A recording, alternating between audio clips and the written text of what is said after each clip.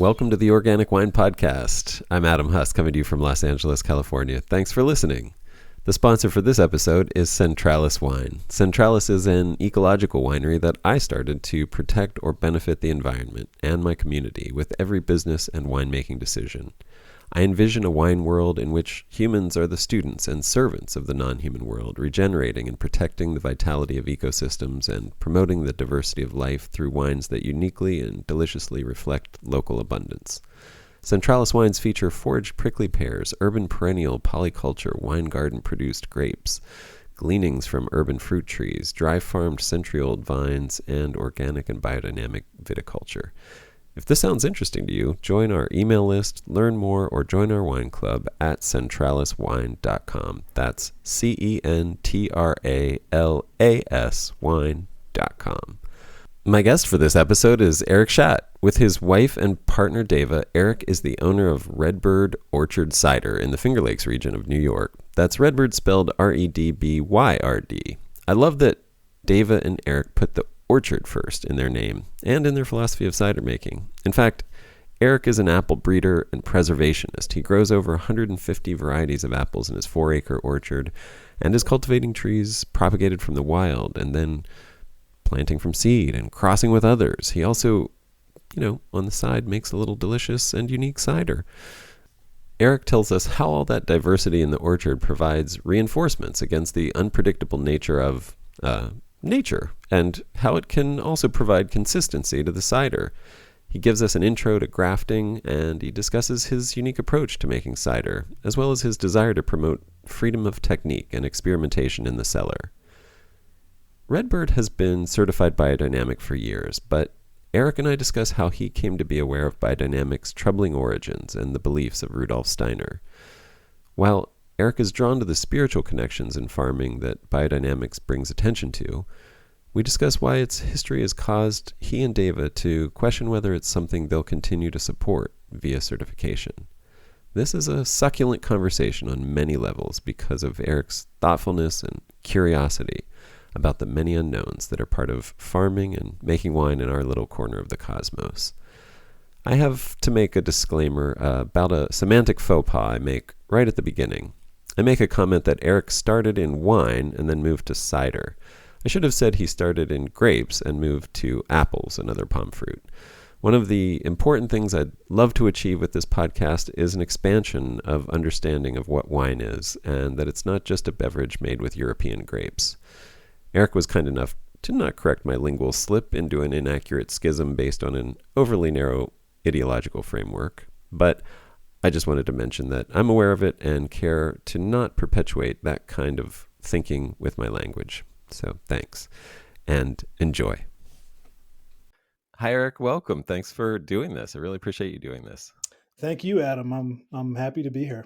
Yeah, I'm looking forward to have a conversation with you because you have a unique background, I think, in that you sort of started in wine and are now in cider, if I'm not mistaken. Is that right?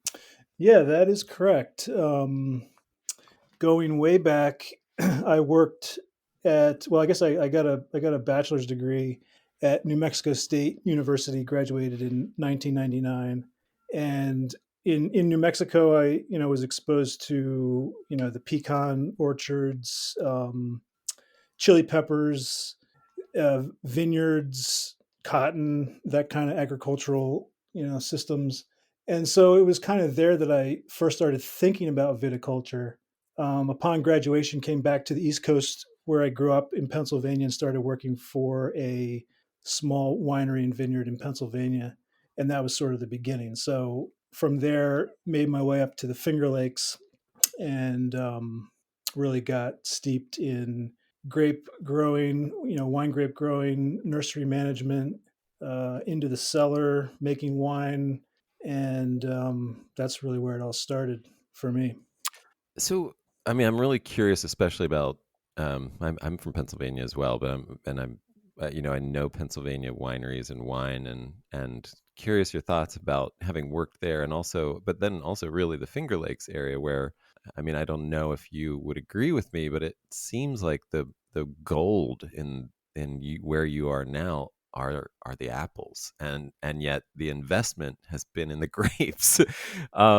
And I'm wondering what you think, like if you agree with me or disagree about that, and what you found and learned, and what you brought out of working with the vineyards there, which I presume were. I'm sure in Pennsylvania you probably worked with some hybrids, but in the Finger Lakes, I'm guessing you worked with mostly vinifera. Yeah. Well, it's interesting. When I started working in Pennsylvania, which was, I guess it was the year 2000, I remember going to an early, like a wine and grape growing conference in Pennsylvania, and was shocked at the age of the people that attended. And I was, 20, whatever, 23 at the time, and there was nobody there that was, in that age bracket. It was mostly older folks. And Mm, I talked to an extension guy there, Mark Chen, who worked in Oregon prior, and he kind of got me going in a few different directions as far as who to work for. But he was so excited that there was a young person, and and and and I think that's changed though, because now 20 years later, I mean, maybe, I guess I've aged obviously, but there's a higher percentage of younger people in both wine and cider than there was mm, 20 years ago.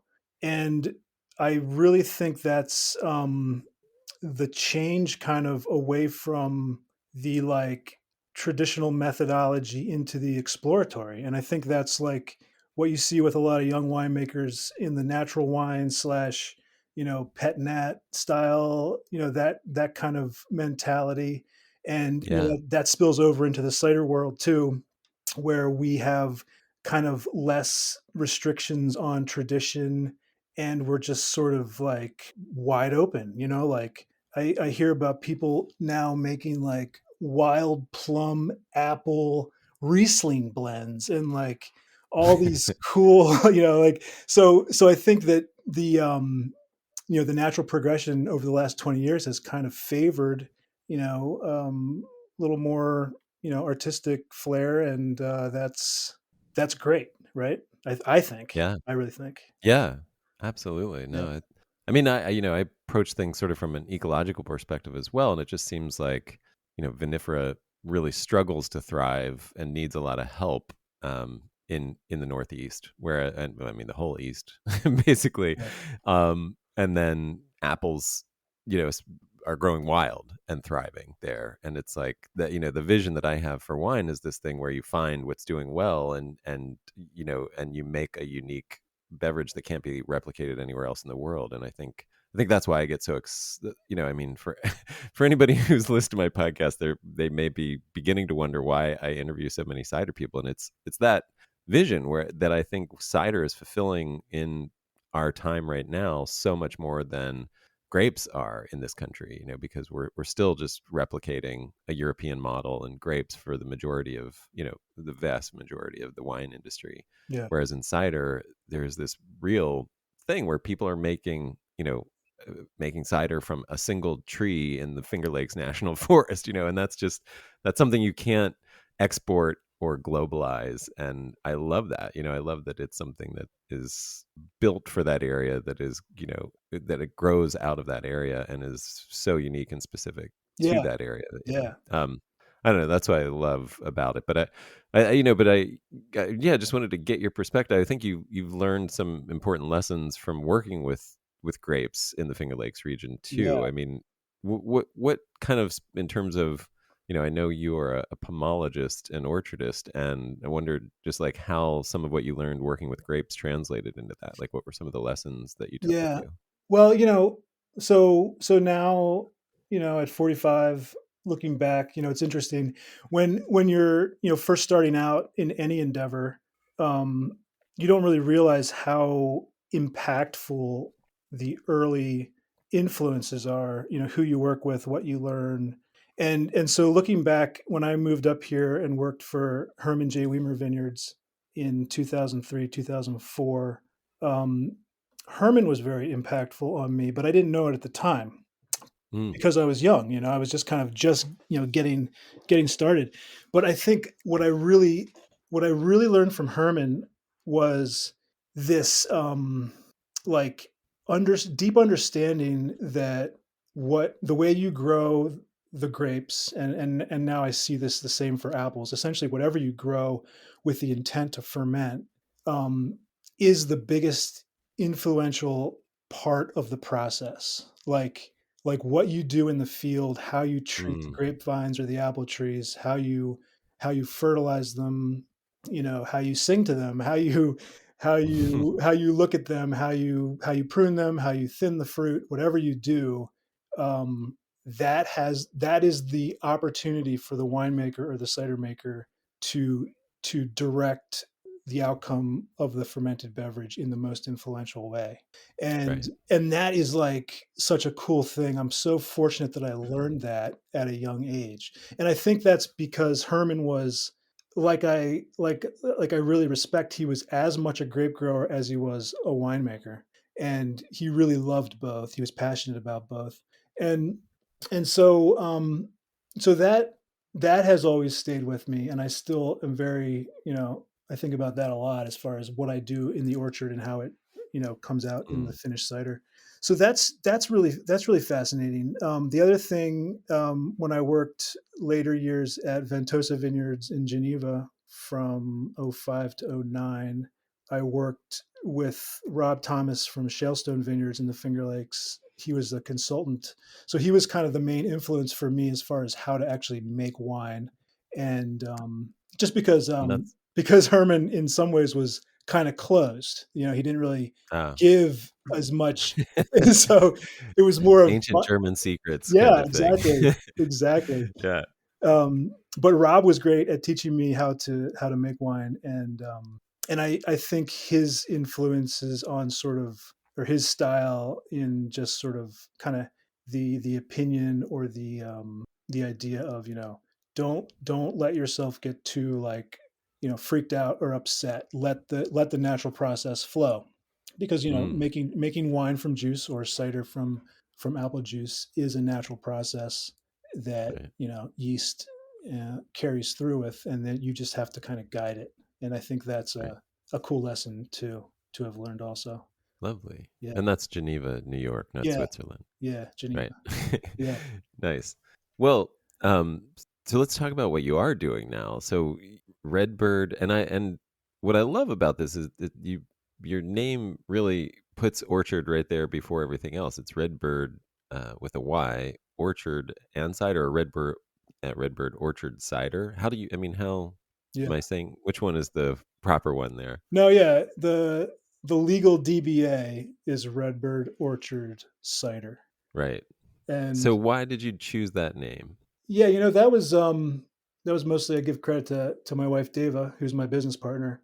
Mm. It was really important to her to put orchard in the name, and I think, and I agree, but it's really, just making sure right up front that it's clear that we are growers, that we're an Right. orchard. Very cool. Yeah, Yeah, I mean that's what I get from it, and I like that yeah, that emphasis. And you are not just growers, but you are kind of some inventive and yeah, like what's the word I'm looking for? You're not I was going to say archaeologists, but you're like anthologists, or what is the word I'm looking for?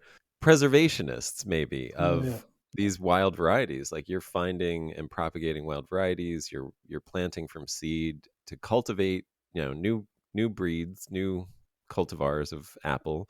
Can you talk a little bit about all the things that you're doing with the orchard? yeah. That's yeah. So going way back, I was fortunate to live next to an abandoned orchard, and around that abandoned orchard were all these wild seedling trees. And so this was, 10, 15 years ago, and that was my beginnings of making cider, was harvesting these wild and abandoned orchards, Mm, in Burdett, New York. And wow. and I was shocked at how beautiful the ciders were. They're just like, and they were just full of like lively complexity and character, lots of acid and tannins, just like they had everything. And Yeah. so I started grafting these varieties, and I still do today. And that's one piece, is really kind of building the orchard over time. I feel like it's kind of a good exercise to think of an orchard as a constantly changing blend of varieties. And as you work with new varieties, some of them work, some of them don't. And there's this beautiful technique that we have in orcharding that you can do with grapevines, but it's a little bit more difficult, where you can top work or graft over a variety to another variety. So, Mm, so I grafted in a lot of these wild cultivars into our existing orchard, and then I started grafting them onto rootstocks and planting them out in the orchard. And now I have at least a dozen. Um, of course, you have to name these varieties. If you're the rediscoverer or the bringer or the propagator. So we've named them, um, and it's really interesting in some regards. The wild mother tree is sometimes not as you know exacting in its transfer into a cultivated orchard. Most of the time it is, but it's like some of these mother trees have significant maybe restrictions, if they're growing like around rocks, oh, or maybe right, half of the trunk got destroyed by lightning or who knows what. right, And then you take a little piece of the signwood and graft it into an orchard, and all of a sudden, like, boom, it's got all this power, and it's much more of a vigorous growing variety right, than you saw in the wild. So sometimes it doesn't transfer, but the one thing that I think does transfer every time is the disease resistance, and that's really, I mm, feel like, the biggest um, gold mine, is that all of these wild seedling apples that we're finding in New York, they grew up with the environmental conditions and restrictions that New York offers. And so the right, trees that survived and were able to produce fruit are essentially um, the allowed genetics to thrive. And so right, therefore, the selection process, the natural selection process, has already been done, which is an amazing thing when you think about how long it takes an apple breeder to come to the same result. So taking right. these wild selections and getting them into the orchard has been, a beautiful enjoying task, and continue to do that. And Yeah, that's just the wild apples. The other piece is doing some on farm breeding, and I'll mention, like, the ultimate goal for me at this point is I really want to establish an orchard that does not need any spraying, can thrive, and can produce not only cider fruit but culinary fruit. So in a way, you know, like, can we harness the genetics and create varieties that can produce not only fresh fruit but cider fruit without um, any organic and for sure not synthetic intervention. I think that would be an incredible progress forward as far as agriculture, and absolutely. and That's fantastic. Yeah, I yeah. mean, So it's that's where that translation from the small scale can become massive. I mean, if I would imagine that would be a huge boon to any farmer who's yeah. thinking about growing apples. Because yeah, I mean, just you'd finally be able to make money doing it. Like, Yeah, and I think uh, and I think the funny thing is that I feel like we kind of were already there maybe 100, right, 150 years ago. And the right, way agriculture has progressed, or unfortunately, we regress, lost a lot of that knowledge. So, yeah, the the acceptance and the affordability of synthetic chemicals has changed the varieties that apple growers grow. right.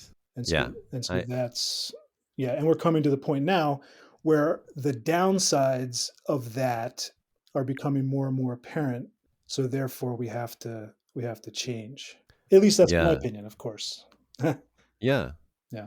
No, and I was going to ask when you said, these have grown up with resistance. I mean, I was going to be like, so what is the reality? Does that mean no sprays right now? Like for the ones that have grown from seed that you've selected, or do you have to monitor and sort of keep an eye out for development of things, or do you do anything preventatively? Because I know, like, if something does develop, it's probably too late with organic Yeah. treatments anyway. Yeah. But I mean, are you doing? So what are you doing? And how disease resistant are these? Well, yeah. Again, it's so because I threw into that equation in my goal there, the need for culinary fruit, I still have a long way to go. Right. But Yeah. from the perspective of having the lucky, fortunate reality of being able to throw all my apples into the press and hide all the blemishes that occurred Right. on the fruit. Right. That's a real benefit, right? So um, I feel like so I have like 4 acres of producing orchard, which is relatively small. And I will say, fortunately for me, I'm isolated, so I don't have lots of big orchards around me that have significant pathogen buildup Mm, that I have to be weary of. Um, but yeah, my current spray program is the biodynamic preparations. This year, which right now we're at the end of June, so I've sprayed 4 times with copper and this product called Double Nickel, which is a competitive microbe spray.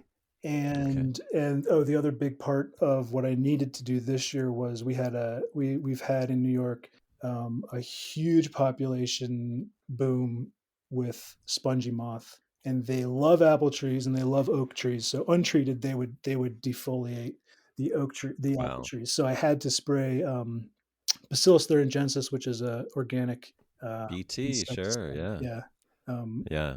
that so that's what I've done this year.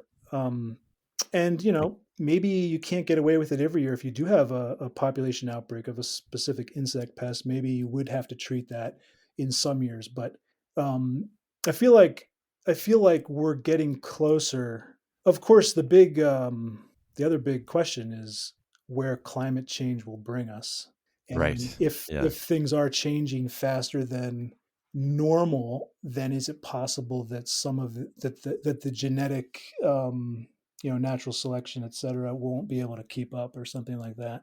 So anyway, Right. uh, No, no. Well, yeah, so I mean, I think you also have, it sounds like you're also building into your orchard a potential partial, at least, solution to that in diversity, if I'm right. So yeah, you have like I'll just as a fun anecdote, when if you if anybody gets a bottle of Redbird cider, and you're used to reading back labels that have like interesting descriptions about philosophies or sort of romantic visions of the farm and these kind of things. For you guys, once you get done listing your apples, there's barely room for the alcohol content on the bottom. At the yeah, bottom. There's usually, I mean, I'm joking, of course, but there's like you list apples and it's like yeah, you could read for 3 minutes and get before you get to the end of yeah, them. yeah, yeah, So that's I really like that, in that sense of diversity, and I'm sure that it helps in commercial sense as well, because some varieties might have a bumper crop one year, or some, and then have an off year, and other varieties would make up for the difference because they're a more consistent producer, or things like that as well. Can you talk a little bit about that? What goes into diversity, the benefits of diversity? yeah. That's a huge piece of it. So on our 4 acres of producing orchard, we have over 150 different apple varieties, and and yes, it is kind of a disaster and a mess at times, but it's it's um it's it's also biodiverse, right? So just one very simple example, if we have there's a lot of diversity in apples. There's fruit size, fruit color, tannins, acid, tree structure, um, the size and shape of the leaves, the bloom time, the propensity to certain diseases. There's so many variables, and so just to pick one of those variables out, with bloom time, the earliest blooming varieties that I have in my orchard compared to the latest blooming varieties in my orchard is probably a good 5 weeks. So there's this Okay. so there's this huge window of bloom time, and here in New York, the two biggest threats to the orchard Yeah. are spring frost freeze on the blossoms and fire blight. And so Mm. you get the spring frost freeze, some years, and that'll take out the early blossoms, Right. and you get fire blight some years, and fire blight is you get more fire blight the warmer the weather is around bloom. So if you have a really warm bloom at the end of that 4 to 5 week period, those are the varieties that are going to get fire blight. So if you had both of those scenarios in one year, that would be a real big problem. But hopefully you can, hedge your bets. And for instance, with this particular year, the earliest blooming varieties had no frost freeze. They set a beautiful crop. The late varieties were blooming during 85 to 90-degree weather, which is very warm for us that time of year. And they did get fire blight. And so, though a lot of that fruit is not going to make it. So, that's a great example of diversity in the orchard and how you can not essentially not put all your eggs in one basket. And and there's so many other things that can go wrong, pests or whatever, and it's good to have diversity. And from a cider making perspective, that diversity is another one of these beautiful things to work with. It's just like you have 100 different shades of Roy G. Biv versus five. So Right. so Right. so you're really able to work with that, and so We need we need a bigger word than rainbow for yeah, your cider. yeah, yeah, yeah. So that's a huge benefit to a cider orchard. If I was a fresh fruit grower, of course, if I had 100 different fresh fruit varieties, and I was selling direct to consumer at the farmers market, that would be a really interesting farm stand, right? But Right. if I was a fresh fruit grower and I had 100 different varieties on 4 acres, and I was trying to sell to a grocery store who was going to market my fruit for me, they probably wouldn't be able to handle that. So that's like the challenge. It's much easier if you're a 500-acre apple orchard to have 5 different varieties and to be able to market them, easily to a packer, and that has its benefits and its challenges. And so this cider orchard, our cider orchard here, is a huge blend. And I've seen the benefits as far as the many catastrophes that one can get growing apples. Fantastic. Yeah. Um, well, how do you make your cider? Do you want to talk a little bit about your cider making? Yeah. Um, yeah. So I guess, yeah, back to the apples there. If some people ask me, how do you make Workman Dry, which is our kind of flagship cider, how do you make Workman Dry consistent every year if you don't get the same percentage of varieties every year? And so the answer to that is that when you work with apples, you start to like see similarities within varieties.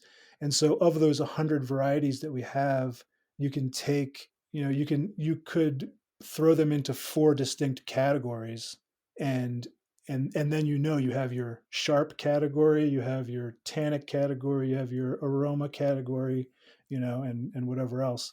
So Right. you then where the apples fit as far as the categories. And so with the example of Workman Dry, I know that what makes that cider's style is a high percentage of the tart apple varieties, and especially the crab apples.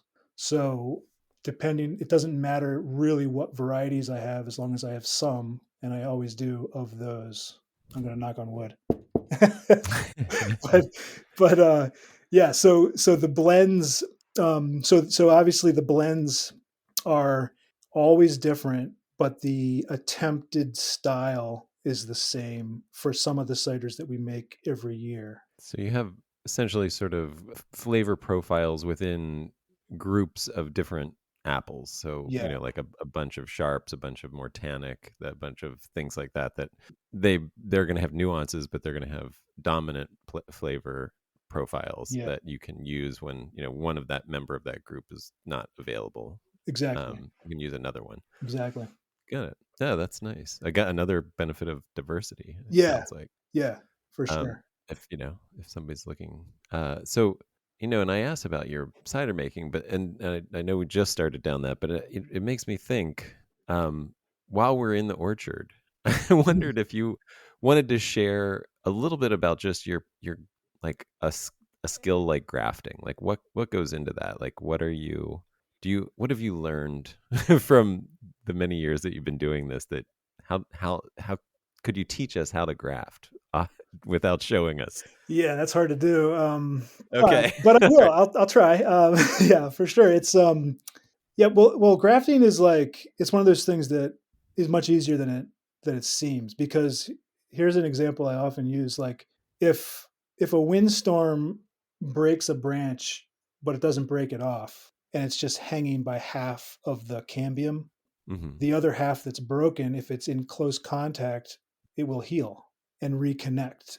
So Mm, essentially that's what you're doing when you graft. You're making a similar cut on two different plant parts, making essentially a jigsaw puzzle where they fit together.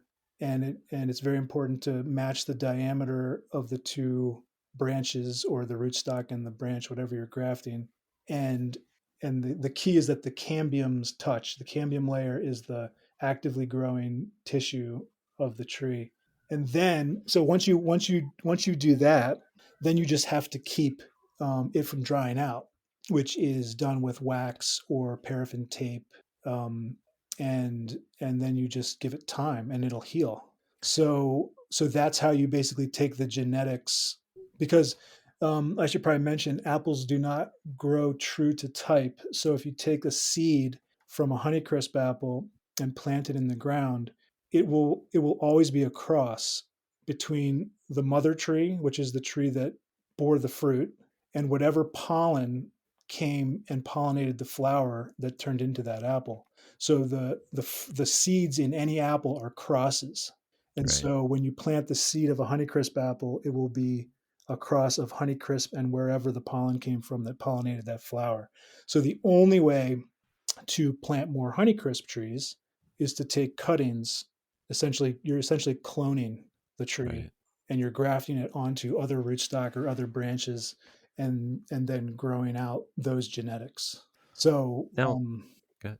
yeah, so that's When you take those cuttings is important, isn't it? Do you need to do it during dormancy? yeah, that's true. Yep. Okay. Um, And yes. Yeah. I've seen recently, you said to match the diameter, but I've seen recently somebody getting fancy with, like, they sort of topped, like pollarded an apple tree and then put these four little uh, grafts in around at the cambium layer, around that sort of, 6-inch diameter Yeah. cut wound that's on the top. And so you have, like, you can graft in at the edge of those, at the edge of that sliced off, topped off Right. tree. Yeah. Is that another, Yeah. is that where is we're getting more advanced there? Yeah, I should have mentioned that though, but that's true. Like so, there's a couple different types of grafting. The one that I just described is mostly called whip and tongue, and then what you're describing is either cleft grafting or bark grafting, where you can take the whole top off of a tree and have a 8-inch diameter, trunk, and slip the little scion twigs in between the cambium layer and the hardwood, Mm, in multiple places on the top of that cut tree. And um, and that is an excellent way to top work a older tree.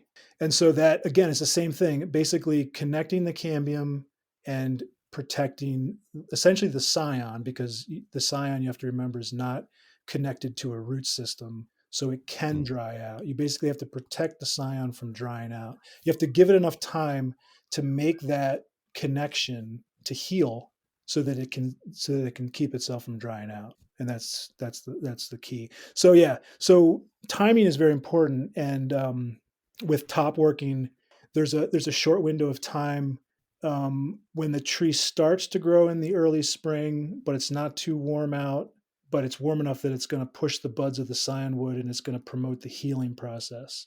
So that typically is right around bloom or just before bloom with apples. Um, gotcha. that's when you would do that. And then, there's also budding, which is something where you take the formed buds in August off of a tree. So the new growth, like what is growing right now, when it Oh, starts, after pollination. yeah, when it starts to form the buds for next year, which happens in July and August, you can cut just the little bud out of the branch and then Oh, slip it into another part of a tree or a rootstock, and then allow that to heal. You're allowing the dormant bud to heal on the bark or the rootstock of the new tree that you're growing, and it heals and it stays dormant, and then next spring that bud will grow, and so the little bit of genetics that is in that one bud will, over the course of however many years it is, turn into a whole tree and have that genetic material. So that's another way of grafting. fun. Yeah. I love it. Um, okay, sorry. Just a little diversion. Wanted to learn from the master. So back to the cellar then. So so your workmen, you were describing that, Yeah. and how you achieve consistency from year to year. Is that a goal for you to always be consistent in your name? In that whatever it is that you're making, whether or do you like if it's called the same thing, if it's workman's, you want it to be workman's every year, but then you play with other things under different labels. Yeah. How do you Yeah. handle that? I imagine diversity Yeah. and consistency don't always go together. Right. Exactly. Yeah. So there's, what is there? Maybe five, five, five ciders that we attempt to make every year, and then there's a whole nother handful that really just get made in that one particular year, and that's like um, whatever the year gives. It's always different. Um, there'll be a handful of ciders that are just unique to that season, and when they're gone, they're gone. And I kind of love that because they're special. For instance, last year Yeah. we had a very big crop last year, and we had lots of great apples, and there were maybe 20 varieties that we had a pretty substantial quantity from those 20 varieties, and so we made 7 different ciders that were of only 2 or 3 varieties, and those were intended to be like showcasing what those 2 or 3 apples together could be. And so we did that last year, but there's no way we're going to be able to do that this year because we have a small crop, and we may never do it again. So it's sort of, I like to think that each year has its own uniqueness, and that's kind of part of the artistry of the winemaker or the cider maker, is to kind of harness that and showcase that. So that's that's like more than 50% of what we make are essentially ciders that will never be made again.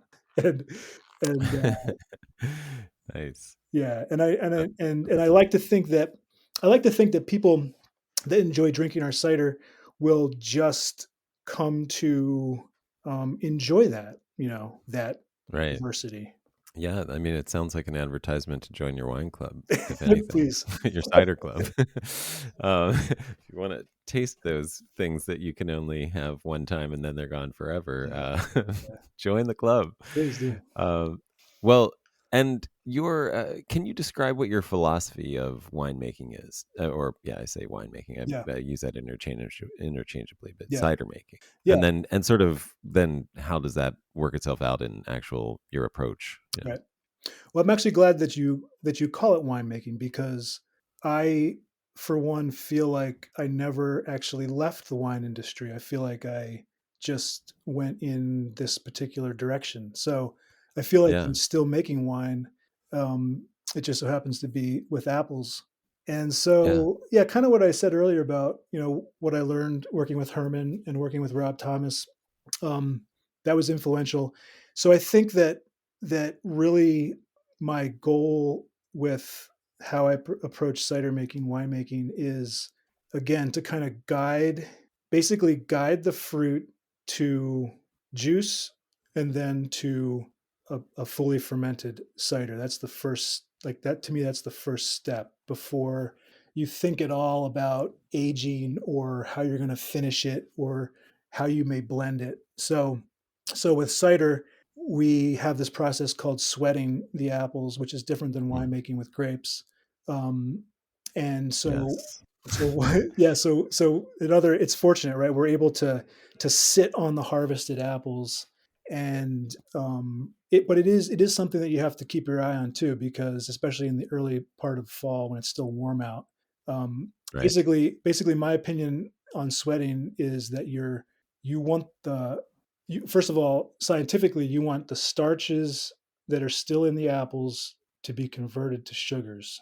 Hmm. But also, I feel like there's this thing that happens with the aroma of the apples when they sit. And when you walk into a cooler of apples, or if you're just around, apple crates outside, the aroma is intense. You're getting all those different Mm. flavors, and it's so beautiful. I mean, it's just so much scent. And so when you think about, those flavor compounds are being released, is there a time when you've released too many, or is there a time when they change? Right. When it changes from kind of the like grassy lime lemon to the raspberry, and then further to the ripe peach, and then eventually to the like bruised apple. Where in Right. that spectrum is it important for you as the cider maker to harness that flavor? So that's something that I feel like there really hasn't been a lot of scientific research on, and I feel like it's like wide open. It could be really Yeah. cool to see how, if you could get a control, like, a certain apple variety, and then somehow sweat it differently, and Different. then press it and Right. see how it changes. Oh, that does sound like a fun experiment. Yeah. That sounds like a good Cornell student project Oh, yeah, to. exactly. Yeah. Yeah.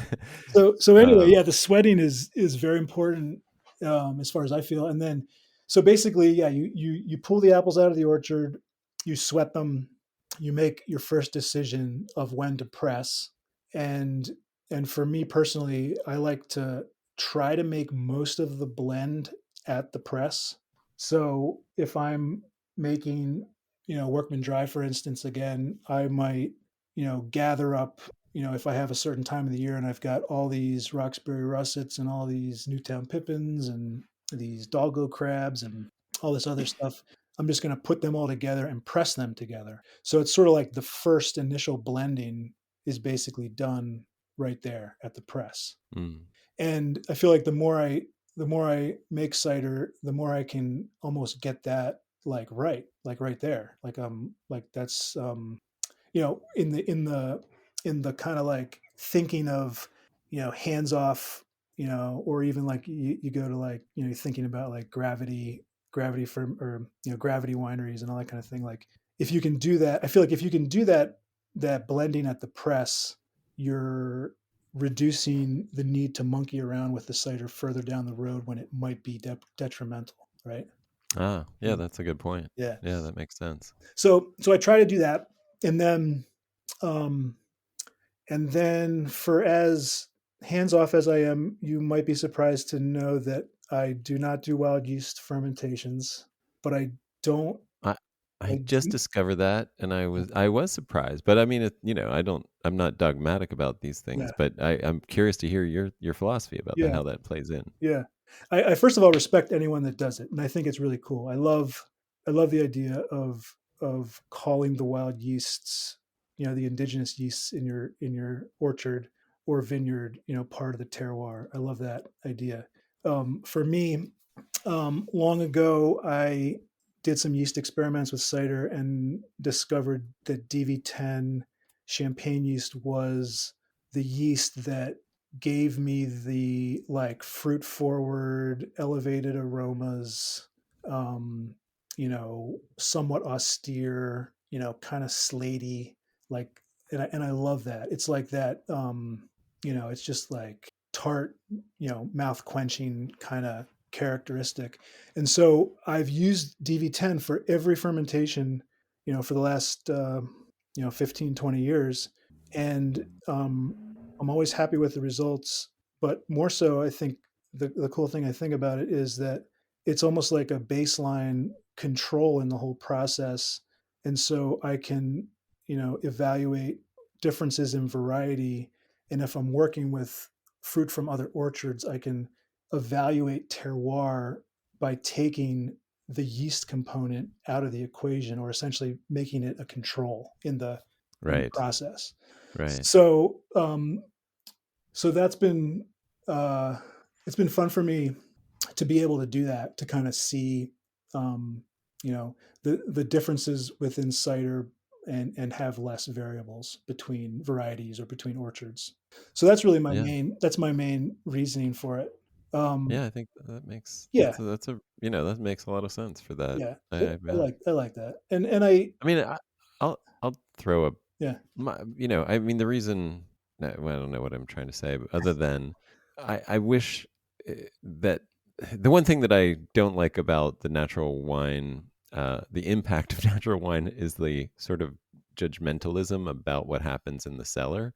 Um, and I know that that is like a defining characteristic of it. So it's sort of like you do have to, if you're going to call yourself something and that's defined by, not adding anything, then great. You do have to sort of draw a line there. yeah I just wish there was less. I guess that's why I say judgmentalism. It's not like it's like you aren't claiming to be natural. You're just making cider. So it's like, yeah but I wouldn't want you to be looked down on because I think your methods are perfectly reasonable for anybody that wants to listen and understand what you're trying to do. yeah yeah And the other thing is, I just me personally, it's like, well, not me personally. I mean, the statement that I will make is the decisions that anybody makes in the cellar are personal and philosophical, and the decisions that you make in the vineyard or orchard are global and environmental. And that's mm, where I think our emphasis should be. Like, that's where I think we need to really be focusing our attention. And great, like, I love that there's all these different philosophical styles that express themselves in the cellar, but what is really important here? It's not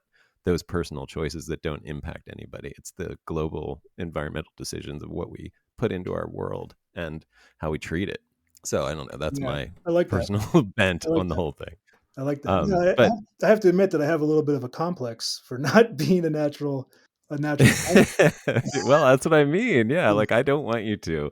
yeah, Like I think it's and I'm sure a lot of natural wine advocates listen to this. So that's why I want to say this. Just yeah, like it's important to me to really understand where our emphasis should be. Like I love everybody's choices in the cellar.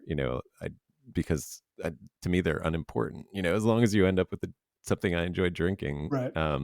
Obviously, I appreciate the philosophy of not wanting to over manipulate, and that for me the idea of natural to me, I feel like would be better served if it meant protecting and showcasing what goes on in the vineyard or orchard, rather than such an adherence to the style in the cellar that you can actually screw up like Yeah, what happened, all the great work and all of the good choices that went before that potentially. But I mean, there's a philosophy about that as well. So I'm not trying to debate it at all in this moment, but yeah, just to say, like yeah, where our emphasis should be, in my opinion, is on global environmental impact decisions, and those aren't the decisions that happen in the cellar. yeah. Um, And I and will say too, actually, I I I don't sulfite until after primary fermentation. So I like to think that my fermentations are actually a co-fermentation with the wild and the DV10. Obviously, the DV10 right. is going to overpower and be the more dominant culture, but I am not in any way trying to inhibit the wild yeast that is naturally there. So, I mean, and I've Does that mean no sulfites? no sulfites until after primary fermentation. Got it. Right. More, yeah, just protecting, Yeah, right, rather than allowing preventative. Yeah, allowing whatever is naturally there to do whatever it's going to do. got it. Um, and Do you any other what other strange choices do you make in the cellar? Just kidding. No, I mean, what other, what are some other characteristic choices that you make, I yeah, should say? the other thing that I do that um, I've had some conversation with folks about is when I finish the cider. Well, maybe I'll. Well, yeah, when I finish the cider, I finish it in many different ways. I make traditional method ciders. I make ciders that go through secondary in the bottle that I do not disgorge. The yeast that's in there has a benefit. It has an addition to the flavor characteristics. Mm-hmm. I make still ciders, and I also make forced carbonated ciders. And I've some of my friends, um, a lot of my cider making compadres do not force carbonate because of different philosophies. But Yeah. I feel like forced carbonating is another really cool tool. Like it has this really unique, and it has a bad rap because it's associated with inexpensive, soda pop and inexpensive wine coolers.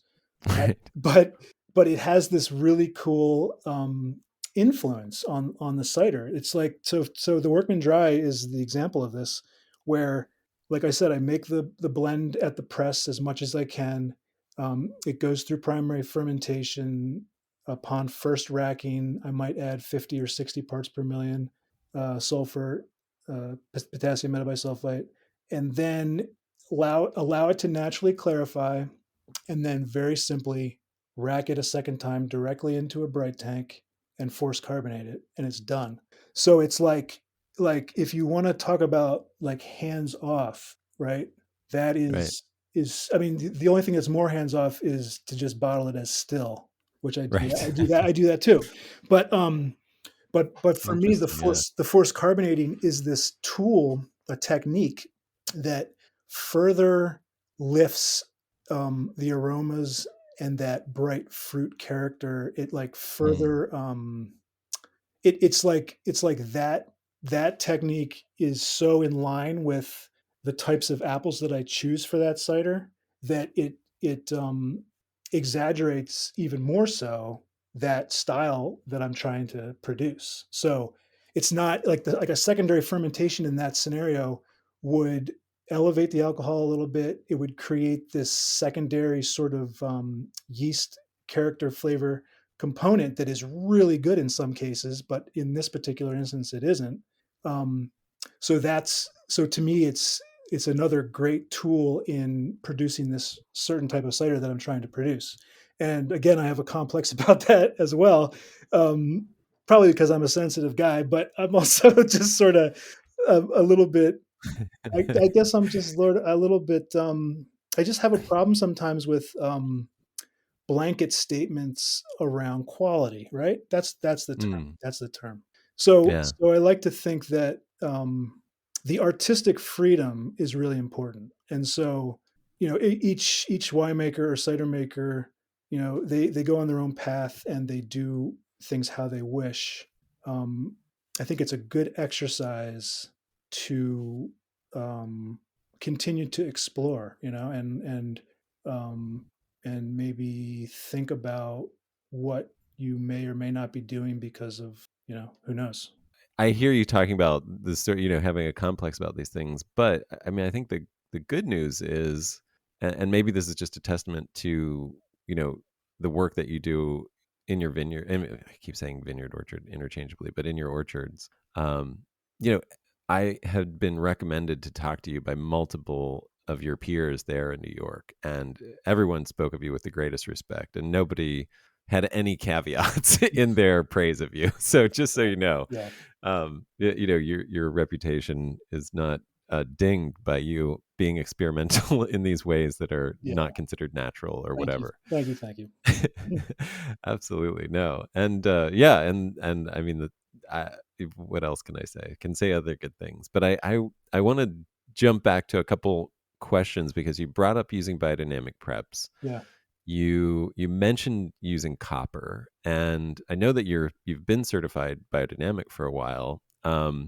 So I know, I mean, copper is one of the main criticisms of organic about why we who espouse these philosophical proclivities for low impact agriculture by using organic biodynamic philosophies, we get dinged because they can point to copper and be like, that's just as bad, if not worse, than some of the stuff that's considered conventional.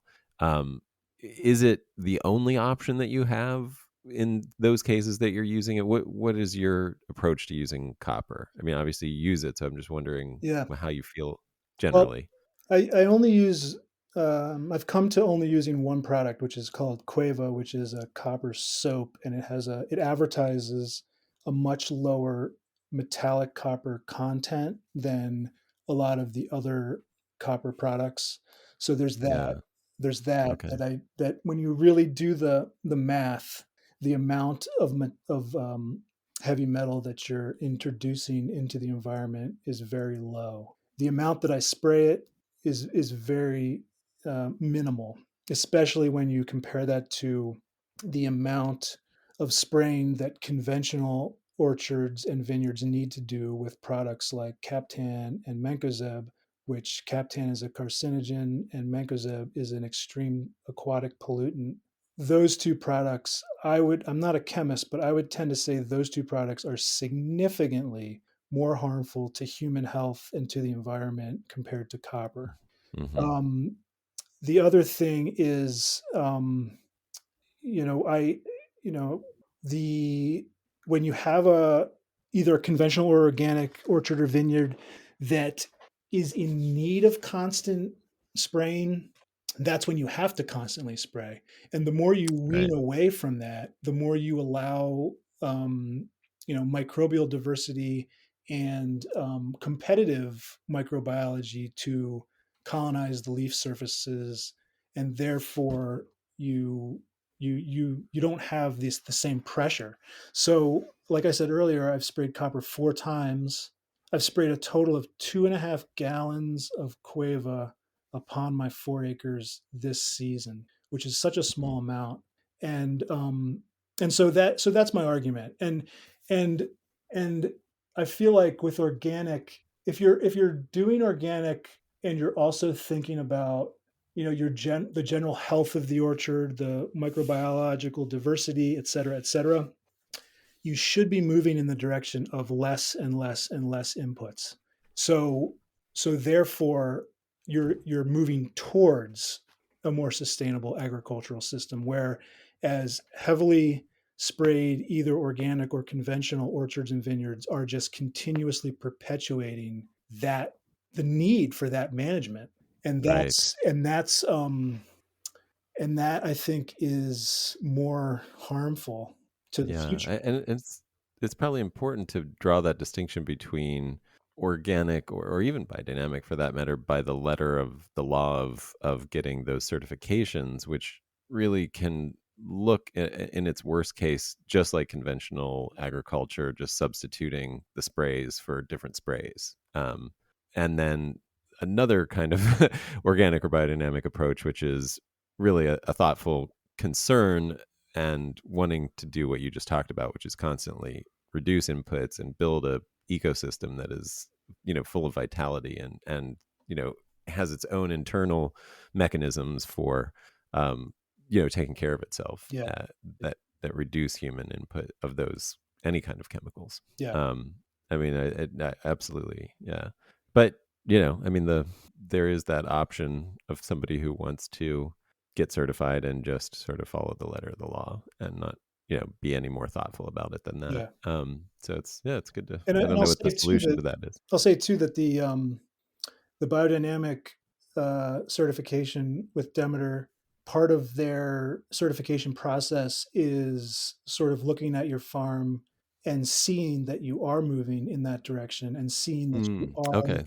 you Well, have like that's holistic beneficial. management in mind, um, and so that is one of the differences between USDA organic and biodynamic certification is Yeah, and the holistic thinking and the moving, like not every biodynamically certified farm is self-sustaining, but it's important that you're moving in that direction. right. Or I should add, yeah, regenerative organic certification has that component as well, Oh, good. where it's I think the end goal for regenerative organic certification is sort of this, a, a an ideal that may be unreachable for anybody, but it gives, what I mean. It's that Yeah, thing where you can constantly improve, and so that's the idea, is to set this super high bar and then encourage and incentivize people to continually move towards it, knowing that we're all somewhere on the process, that there are minimum levels you need to reach to be actually responsible, but then you have a range to, move in the right direction above that as Yeah. well. Yeah, for sure. And even sustainable certification, like if you that has a similar thing where there's like grade levels. I mean, I'm not saying too much good about them because they have a much lower bar. Yeah. I think it's best to have sustainable in combination with organic certification, because then at least you're removing most of the bad stuff as well as getting on track for all these other aspects. I think that's almost what regenerative organic looks like, is a combination of those two sort of. Yeah. Um, but so talking of speaking of biodynamics, so if somebody went to your website right now, on the homepage you have this very interesting video of you and Deva sort of talking about your feelings of confliction about having biodynamic certification at this point in history, and having gotten into the history of Steiner and his views, and things surrounding that. It's a troubling and complicated thing, to say the least, in some cases. I mean, it could be very clearly troubling in Yeah. some cases. Yeah. um what and I mean, and that's one aspect of it. I've heard other criticisms, obviously, of biodynamics that probably are along the lines of analogizing it to something like astrology, where it's sort of a hocus pocus based junk science kind of I am thing an with no astrologer no. too, Adam. Okay, great. There we go. You're the perfect person to talk to about this then. um so please, like, how, I would love you to talk about all that, honestly, and I don't even know what the question is, other than Yeah. how you clearly are aware of some of the complications and troubling aspects of the history of biodynamics and its founder, and then you clearly embrace other aspects of it. And so I just wonder, I know this weighs on you because you did a video about it and felt the need for both of you to speak about it. So what's that all about? Yeah. I'm glad you're bringing this up. Um, Yeah, so I mean, I guess it's important to mention. I stumbled upon biodynamics when I was working in vineyards, 15 years ago, and went to a biodynamic viticulture conference, and really, really was amazed by kind of the differences of the mentality, the philosophy, what people were thinking, how they were approaching agriculture, and I loved it, and I jumped right in and sort of blindly just practiced it and mostly practice it, just me and not like really engaging with anybody else around it.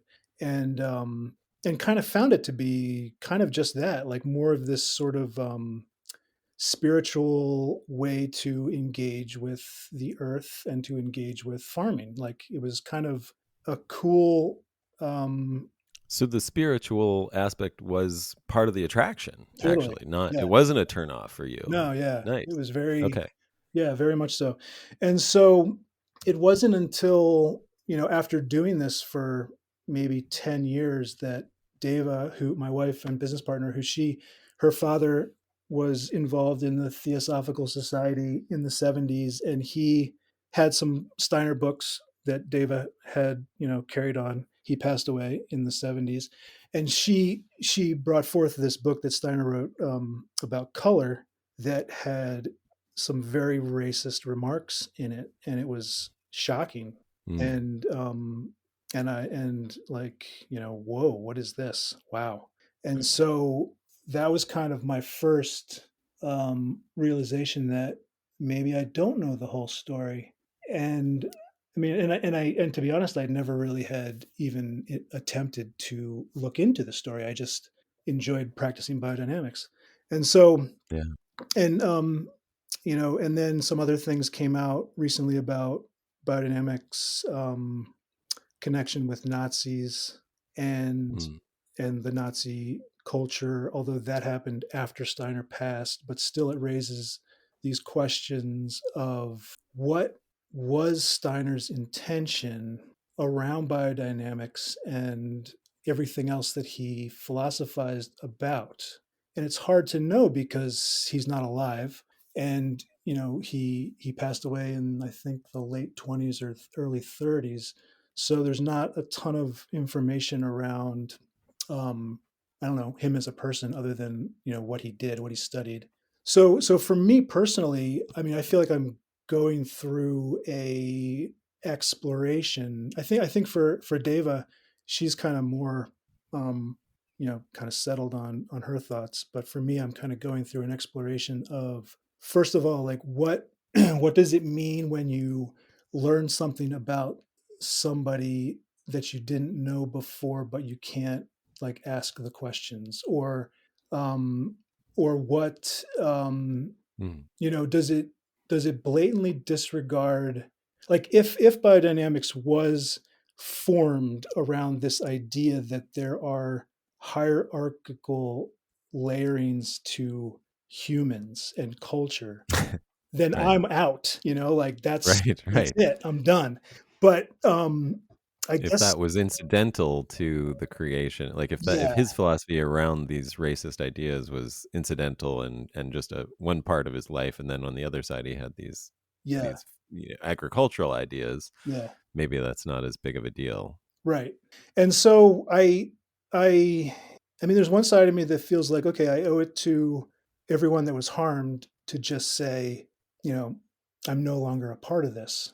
And then there's another side of me that thinks more along the lines of, it is a unique perspective on agriculture, and it has offered a beautiful perspective that a lot of people have gravitated towards. Can that be Mm. separate? If the racist idealism did exist within Steiner and his culture, can biodynamics actually be separate from that? And I know some people would say absolutely not. And Yeah, um, and it's that's such a that's timely.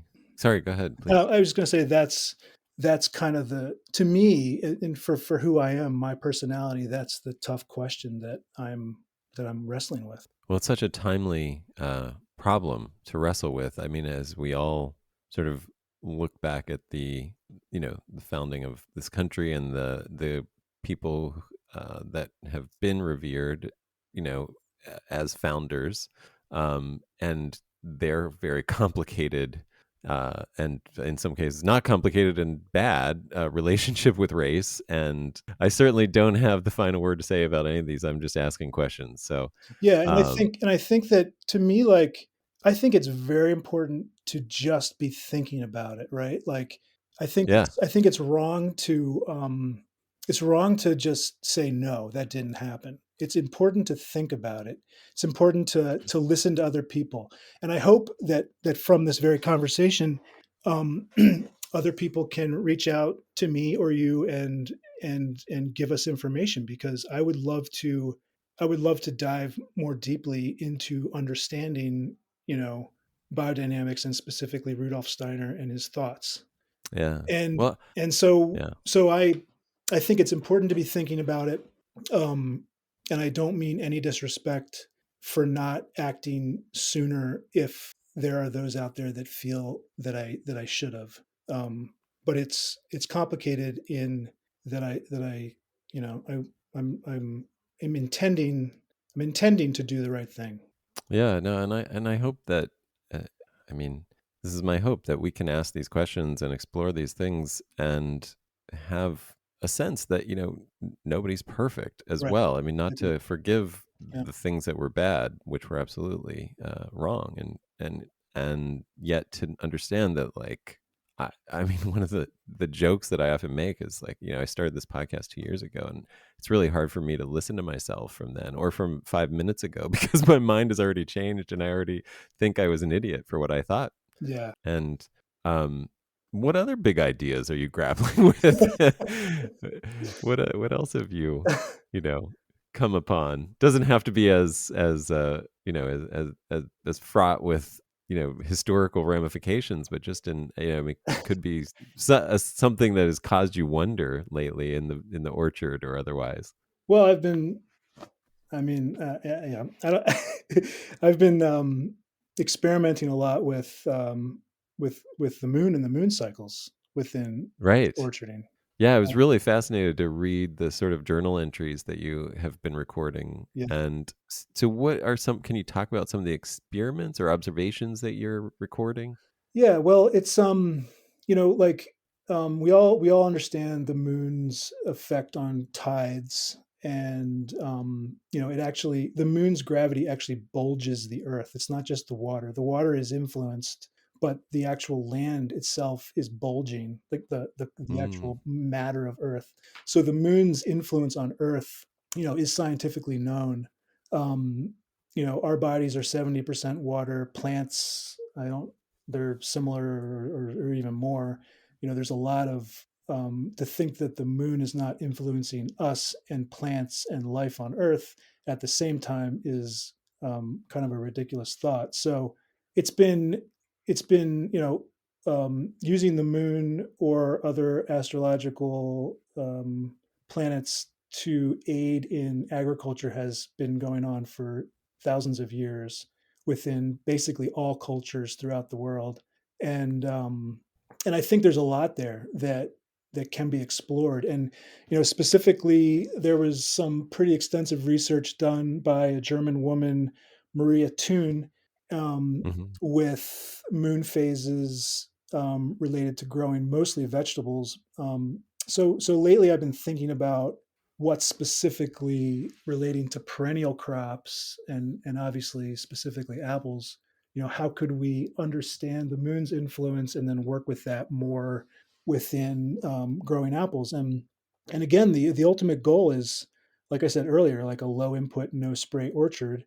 I mean, is there a way that certain timing of either biodynamic preparations, or irrigating your trees, or pruning, or who knows what, could be done at a more beneficial time if we understand the way the moon is influencing those plants that we're working with? I'm really interested. I know it's like a long term project, but I'm interested in just kind of going down that rabbit hole and exploring Yeah. exploring that. So not only just like within the orchard itself, but also with like planting trees and seedling apple trees and all that. I think that if nothing else, I mean, the other thing, you brought up the cynicism around astrology earlier, and Right. that's Right. that's the common, that's the common Right. reaction. And I meant it that way, as this is the common perspective, Yeah, not yeah, in any critical way right, of you right. specifically. But I think that if it is, this is the way I think about it. If it is if the effects of the moon on agriculture is so minimal that it's not worth even like toying with, I'm actually okay with that, because just the study and the engagement of the moon itself and the other planets is fun in and of itself. It's just great to know kind of what's going on in the sky, so that if that is all it is, that is all it is. It's worth Mm. doing. So I enjoy that aspect of trying to understand Yeah. Yeah, I the get that. connections. That's that like I get the appeal too. I Yeah, mean, that is does sound fun actually. Um yeah. well, how can people taste some of this cosmic juice that where can how what is there, do you do any direct sales or do you do any tastings? We do. We have a cider club which we love. We send out Okay. 3 or 4 times a year to that. So if you're interested, please join our Okay. cider club. We love our cider club members. Get good discounts and all that. We do 3 local farmers markets in the Finger Lakes area, and we're in local wine shops and restaurants and bars, etc. And we do tastings by appointment, although it's just Deva and I, so we are very limited. And Yeah. it's really kind of like, generally speaking, July, August, September, and maybe October, if we're not too busy, we will be available, at least one of either Saturday or Sunday to set up an appointment with folks. And we're trying to make that a little easier, online, so people can actually physically sign up. But to date, it's really been sort of like, just give me a call and tell me when you can make it, and we'll try to schedule something. So um, that's really that's what kind of like the best way to get a hold of us and see what's going on around here. And I will say too, I'm I love to just chat with people. I really do. It's great to spend an hour with somebody and just go into Me detail too. about. In case you hadn't noticed. Yeah, yeah, No, that's great. yeah. And yeah, thank you for that. I thank you for this chat. It's been great. I really enjoy getting to know you and what you're doing. I see where the hype comes from. Yeah, thank you, thank you. Any parting words or anything? Oh, I want to say your website, which is well, you can say it. Redbyrd with a Y Orchard Cider. There, I said it. REBYRD, not BIRD. Orchardcider.com. That is correct. And that's probably the best place. Do you have social media that you want to promote or anything? Yeah, we do. Facebook, Instagram. Yeah, you can find us, I think. Yeah.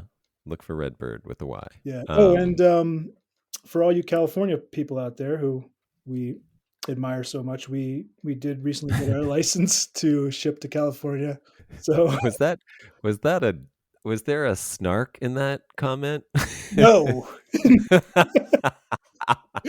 And in that no? No, I did not intend that. No. Oh, it's awesome. I probably deserve it. We all probably deserve it. Well, thank you again. No, that's great. So you'll be able to ship to California. Yeah, we're able to ship to California, and we do love Californians. I love the state. It's a beautiful state. It's a beautiful state. Thank you, Eric. This has been great. Yeah. Really, really, I love talking to you about all this stuff. So thank you for sharing. Thank you, Adam. Appreciate it. Thanks so much for listening. I really hope you enjoyed this as much as I did. And if you did, please do leave a review for the Organic Wine Podcast. It helps a lot, and we want to get the word out to as many people as we can, which your review will help do. Thanks so much.